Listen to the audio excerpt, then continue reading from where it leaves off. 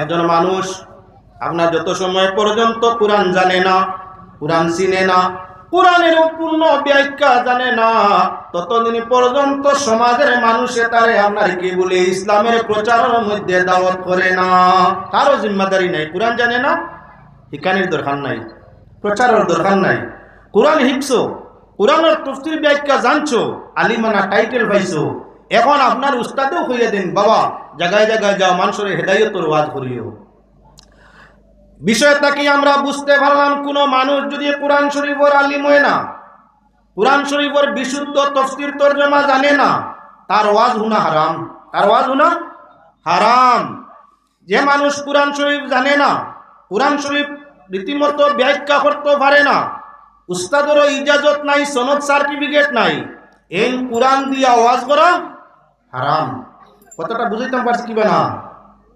এখন যদি কোনো স্কুলের মাস্টার সাহেব আমরা কোরআন শরীফের আয়াত পড়িয়া, বা এলাকার কোনো মুরব্বী নামি দামি মানুষ কোরআনের আয়াত পড়িয়া তর্জমা তাফসীর করিয়া আমরা বুঝাইন, আমরা শুনতাম না, শিখতাম নি না? দল্লু ভাই দল্লু, হে গুমরা মানুষ গুমরা করব, নিজে গুমরা মানুষকে গুমরা বানাই নিব, ওটার লাগি আমরা কি করতাম না? সাধারণ ব্যক্তি যার কোরআন শরীফ আপনার রীতিমতো তর্জমা তাফসীরের সার্টিফিকেট নাই, জ্ঞানের সার্টিফিকেট নাই, তার কাছ থেকে কোরআনের ভিত্তিতে আমরা ওয়াজ শুনতে পারি না। কোনখান পারমু? বেটায় যদি কোনো ইতিহাস কয়, কোনো কিস্সা কাহিনী কয় ইব্রতর লাগিয়া, তাহলে এইটা আমরা কোনো ফেকি মাসলা, কোনো ফেকি মাসলা কয় নফল হিসাবর, মুস্তাব হিসাবর, ফজাইলে আমল হিসাবর, যদি এমনি হুনার হুনা কিচ্ছু হয়, আয়াতর তর্জমা না করিয়া, হদিসর তাফসীর তর্জমা না করিয়া, তার এটা হুনা জায়েজ, আমল করা ইচ্ছার উপরে করতে পারো, না করতে পারো। যদি হুনার কোরআনের তাফসীর তর্জমা না জানিয়া কোরআন শরীফ তাফসীর করে মানুষরে হুনায় দিনের দিকে কোরআন দিয়া ডাকে, তার এই ডাক দেওয়াও না যায়, যার তার ডাকও সাড়া দেওয়া হইয়া তাহলে না যায় হারাম। জমিন হইলা কিছু চলের কিবা না, আমরা জানতাম। আল্লাহ যাতে ফরমাইছেন ফাসআলু আহলাল যিকরি ইন কুনতুম লা তা'লামুন, তোমরা যদি জানো না, যারা জানেন, যারা জ্ঞান আছে, যারা কোরআন হাদিসের জ্ঞান রাখে, তার কাছ থেকে তোমরা জানো। কার কথা কইছেন? কোন মুরব্বীর কথা কইছেন নি? তার আকদন আছে, আকল আছে, তান কাছে যাইও, তান জেনারেল জ্ঞান আছে, তার কাছে যাইও কইছেন বলে না। মুহাক্কিক যারা আছে, আমাল্লাহ খান মিয়া সাহেব আরো উপরে বালা আলিম যারা আছে, তাহকিক করা জানে, কোরআন হাদিস বুঝে, বুঝাইতে পারে, সার্টিফিকেট তার উস্তাদর দেওয়া আছে, সনদ প্রাপ্ত, আল্লাহর বন্দার খান্দার লইও যদি তোমরা জানো না, ফাসআলু আহলা যিকরি, তোমরা সওয়াল করো, জানো, কার কাছ থেকে? জানার কাছ থেকে। ইন কুনতুম লা তা'লামুন, যদি তোমরা জানো না। তাহলে আমরা বিষয় বুঝতাম পারলাম, আলিমর দ্বারস্থ থাকতাম, আলিম তাই জ্ঞান অর্জন করতাম, কোন জাহিলর খান্দা লইতাম না, আর জাহিলর খান্দা লইয়া তারেও গুমরা, নিজরেও নিজে গুমরা বানাইতাম না। নবীজি দিনের দ্বারস্থ আপনার কোন দিন? নবীজি দাওয়াতের মধ্যে যেদিন কোরআন আইয়া দিছে, ইকরা বিসমি রাব্বিকাল্লাযী খালাক, খালাকাল ইনসানা মিন আলাক, আইছে কোরআনে কারীম সূরাতে আপনার কি শুনে সূরা আলাক, গারে হেরার মাঝে অবতীর্ণ হয়। নবী করিম সাল্লাল্লাহু আলাইহি ওয়াসাল্লামের শরীরের অবস্থা বেগতিক হয়। নবীজি ঘরের মধ্যে আইয়া পৌঁছিছেন মা খাদিজার পাশে। ও দুনিয়ার মা বোন খেয়াল রাখিও, স্বামী সুস্থ থাকতে খিদমতের দরকার বেশি নয়, অসুস্থ স্বামী ভালাইয়া কোথায় বাগিও না। স্বামীর অসুস্থতার সুযোগ লইয়া আপনি তান্তাই হইয়া থাকার চেষ্টা করিও না। যে औरते স্বামীর অসুস্থতার সুযোগ লইয়া নানান বানা নানান হালাত করিয়া থাকে, জাহান্নামের আপনার প্রথম দরজায় মহিলার মরণ হইলে প্রবেশ করবে। দরকার औरतेর খিদমত কোন সময়? স্বামীর অসুস্থতার সময়। সুস্থ সময় সব একে অন্যর প্রিয় হয়, অসুস্থর সময় যে খান্দার তাকে হে হইল আপন আসল মানুষ। আপনার জীবন সঙ্গী, জীবনের অর্ধাঙ্গিনী, যখন আপনার অসুস্থ সময় হইব, দুর্বল অসহায় সময় আইব, তখন যে পাখির পারা যায়, আর্থিক মানসিক শারীরিক সব ধরনের খিদমত দিয়া মন জুগাইও, নফল ইবাদত করার তাকিও স্বামীর পায়ের মাঝে তেল গুঞ্জানির সওয়াব বেশি। অসুস্থ স্বামীর পাশে তাকিয়া তার মুখের মাঝে জল উঠাইয়া দেওয়া, তার বিছনা পোশাকরে ঠিক করে দেওয়া, নফল ইবাদত তাকিয়া কুরআন তিলাওয়াত করা তাকি, নফল নামাজ পড়া তাকি, নফল জিকির তাসবিহাত করা তাকি, স্বামীর খিদমতের মধ্যে তার সওয়াব বেশি। এটা আমার জবান নয়, আল্লাহর হাবিব সাল্লাল্লাহু আলাইহি ওয়াসাল্লামের ফরমান। নবীজির হালের মধ্যে সর্বপ্রথম মা খাদিজাতুল কুবরা আই আল্লাহর রাসূল আইছেন কইতাই গারে হেরাত তাই কোথায় বলে ঘরের মধ্যে তাপ আইছে, খুব শরীরে তাপ উঠছে। আল্লাহর হাবিবি ফরমাইনা ইয়া খাদিজা আমারে কমল লাগাও, কমল উড়াইয়া দাও। হযরত আয়েশা খাদিজাতুল কুবরা ফরমান ইয়া রাসূলুল্লাহ আপনি তো ভালো মানুষ, ভালো ছিলা, চরিত্র আদর্শ সব ভালো, আপনার তাপ হওয়ার কারণটা কি? কোন ধরনের মাছি মশায় আপনার শরীরে কাটছে বলে না, তাহলে ঘটনা আপনার তাপ উঠার বলে একজন অপরিচয় লোক হেরার গুহার ভিতরে আসিয়া আমারে চাপ মারি ধরিয়া কইন পড়িবার লাগিয়া এমন ভাবে চাপ মারলা রে খাদিজা, ডান পাশের পাঁজর হাড্ডি গুলা বুঝবাইছি, বাম পাশের পাঁজরের মাঝে দিয়া ঢুকছে, ইলা জুড়ে চাপ দিছই। আর এনর বারবার চাপ দেওয়ার কারণে শরীর জ্বালা খাইছে, মার খাইছে, এর কারণে আমার শরীর বোকার আই গেছে। লে আল্লাহর হাবিব আপনি তো বাদ মানুষ নাই, জিন্নাতে আসর করতো, আপনি ওযুর হালতে পবিত্র হালতে তাহলে খুবই খেয়াল রাখা দরকার যে মানুষ পাক পবিত্র হালতে থাকে জিন্নাতে তার স্পর্শ সহজে করে না, যে মানুষ পাক পবিত্র সদা সর্বদা থাকে আল্লাহর নাম রয়ে, আল্লাহর বান্দার উপরে জাদু মন্ত্র আসর হবে না। পাক পবিত্র থাকা আল্লাহর কাছে বড় প্রিয়, আল্লাহ যাতে পবিত্রতারে পছন্দ করেন, তওবাকারীরে পছন্দ করেন। যে মানুষে তওবা করে গণ গণ আর পবিত্রতাকে বেশ, এই দুই সিফতের মানুষের আল্লাহ বলা হয় ইন্নাল্লাহা ইউহিব্বুত তাওয়াবিন ওয়া ইউহিব্বুল মুতাতাহহিরিন। দুই গুণের মানুষ আল্লাহর প্রিয়, তওবা করনেওয়ালা আর পবিত্র রনেওয়ালা। যারা তওবা করে পবিত্রতাকে জিন্নাতে আসর করে না, হামজাদে সেতায় না। আপনার যারা গণ গণ কুয়াফ দেখুন, রাইত ফুটিলে খালি স্বপ্ন, খালি স্বপ্ন হইলে একগুলো মানুষ আসেনি না? না, অনেক মানুষ আছে। বয়স হইলে বুঝবাইবা কম বয়স কম হয়, বেশি বয়স হওয়ার বাদে প্রায় মানুষের রাত্রে ঘুম হয় না, খালি আপনার আন্দু সান্দু কুয়াফ, হোজা গুইয়া ইয়াদ নাই।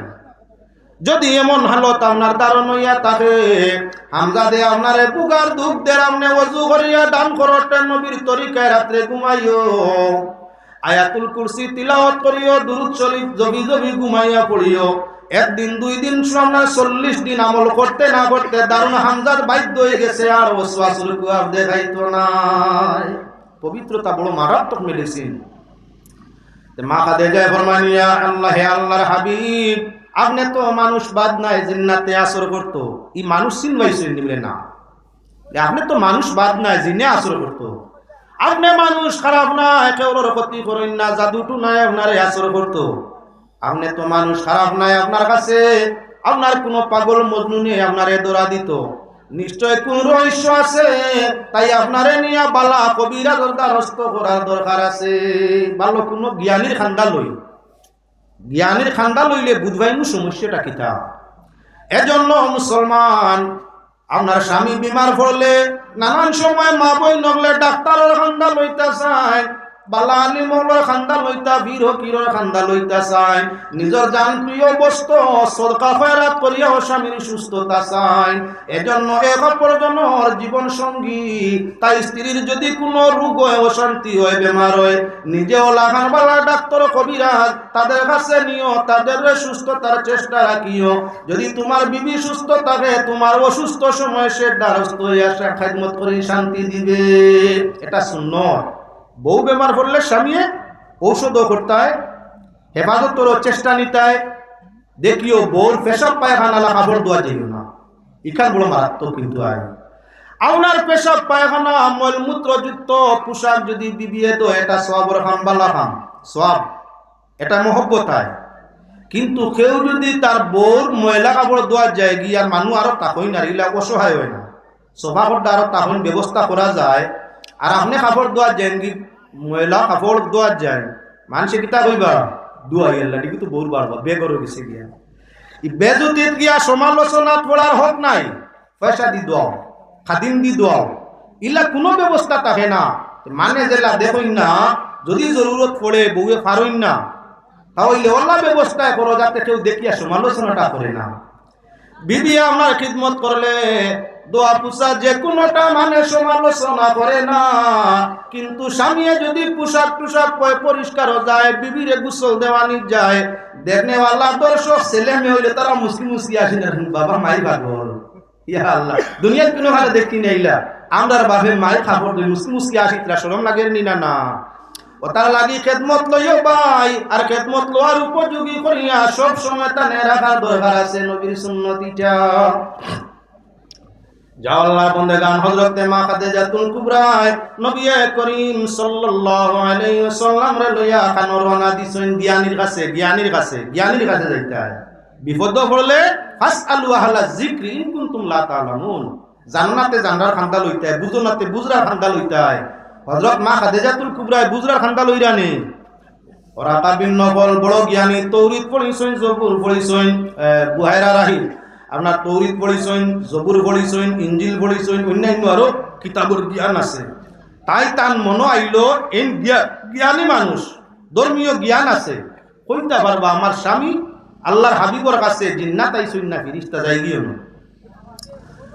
যাওয়ার বাদে যখন জিজ্ঞাসা ফরমাইছেন নবীজির হয় হকিকত সব দিক দেখিয়া বুঝিয়া হযরতে বুহাইরা জ্ঞানী ব্যক্তি ফরমাইন, হে খাদিজা মুসা আলাইহিস সালামের কাছে যে দূত যে ফেরেশতা আইতা তৌরিত কিতাব লইয়া, সেই ফেরেশতা তোমার স্বামীর কাছে আইছেন, আজকাই তোমার স্বামী আপনার মুহাম্মদ নয়, উনি হইয়া তাআলা মুহাম্মাদুর রাসূলুল্লাহ।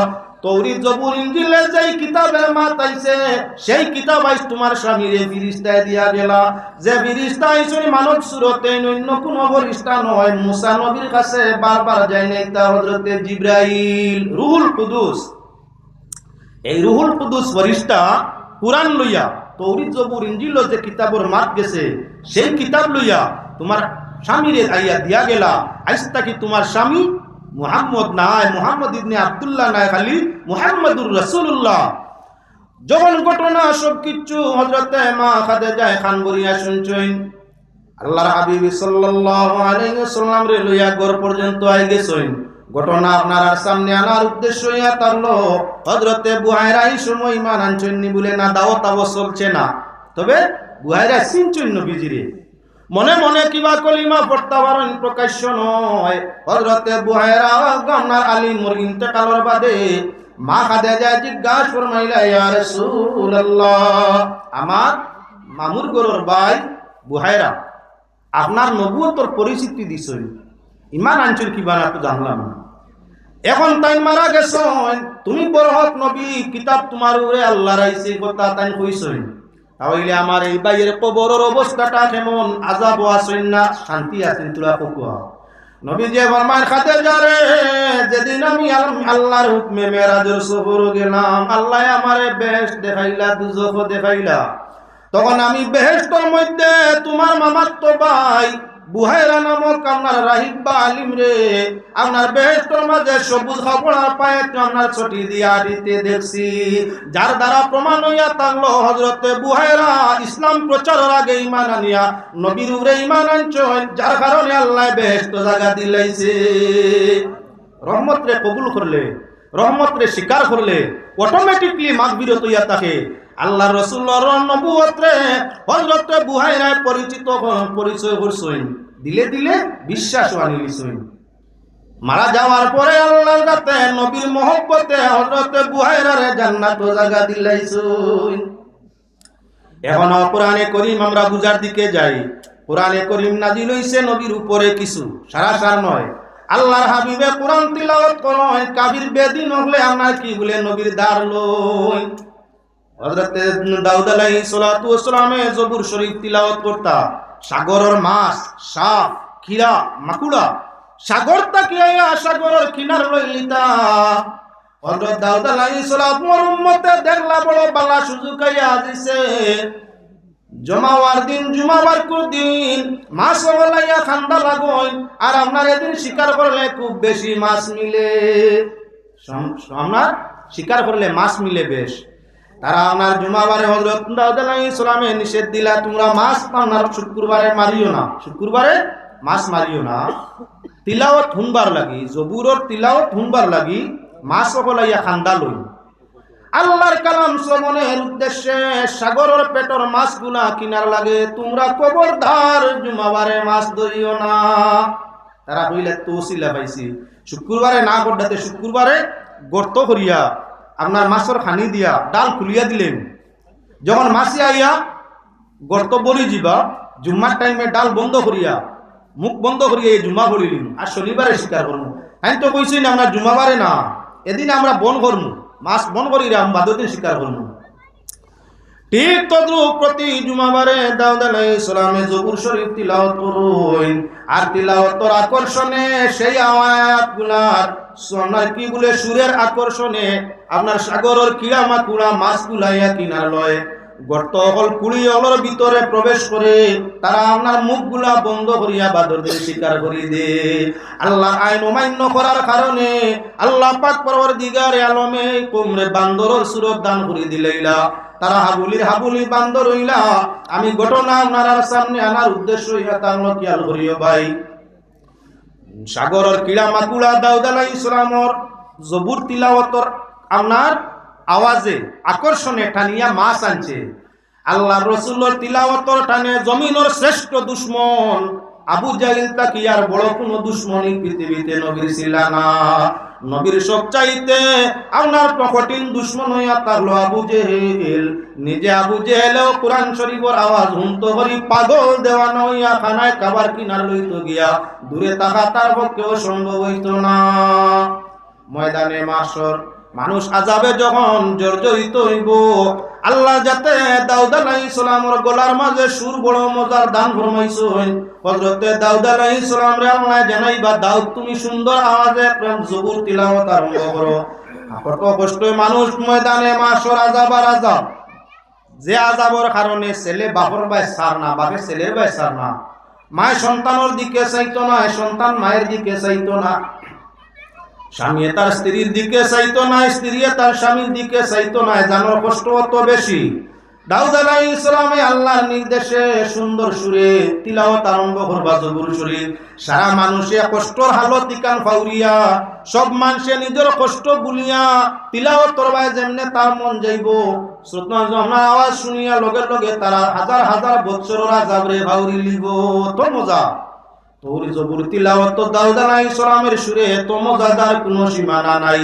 আরে তৌরিত জবুর ইনজিল তাকিও সুর সুন্দর হইয়া তাহলে কোরআনে করিম বিশুদ্ধ সুরে যদি কোনো মানুষে পাক কালামের তিলাওয়াত করে, আরে দরজা প্রসব বেদনার মতো যদি বেদনা কঠিন কোনো মানুষের দরিয়া থাকে, বিশুদ্ধ কণ্ঠে সুন্দর আওয়াজে কোরআনের আয়াত তিলাওয়াত শ্রবণ করে খান যাওয়া মাত্র তার প্রসবের বেদনাটাও সে ভুলিয়া যাইতে পারে।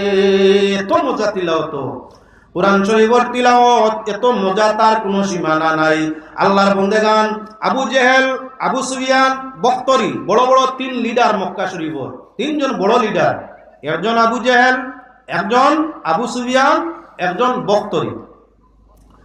তারা আপনার মানুষ লইয়া কুফফার মুশরিকিন লইয়া মিটিং করলা যে মুহাম্মদুর রাসূলুল্লাহর কোরআন তিলাওয়াত শুনিয়া আমরার মানুষ পাগল হয়ে যায়, ঈমান আনতা গরিব বেহুশ বেকরার হয়ে যায়। আজ তাকি নোটিশ লেখিয়া দেওয়া যাও যে মুহাম্মদুর রাসূলুল্লাহর কোরআন তিলাওয়াত কেউ আইসতেই শুনতে পারবা না। যদি শুনই 100 উট জরিমানাত লইব। 100 উটের দাম কত? বর্তমান বাজারও 1 কোটি, 1 কোটি টাকা, কমই বেশি 1 কোটি। যদি কোনো মানুষ নবীজির কোরআন তিলাওয়াত শ্রবণ করবার লাগি দাঁড়লো হয়, জরিমানা স্বরূপ দেওয়া লাগবে আপনার 100টা উট। নোটিশ লাগাই দেওয়া হয়েছে খানা কাবার দরজা। তারা তিনজনের বিশ্বাস হইল এত বড় জরিমানা আর কোনো মানুষ কোরআন শোনা যেত না, কোন বেঈমান মুশরিক কোরআন শোনা তার যাইত না।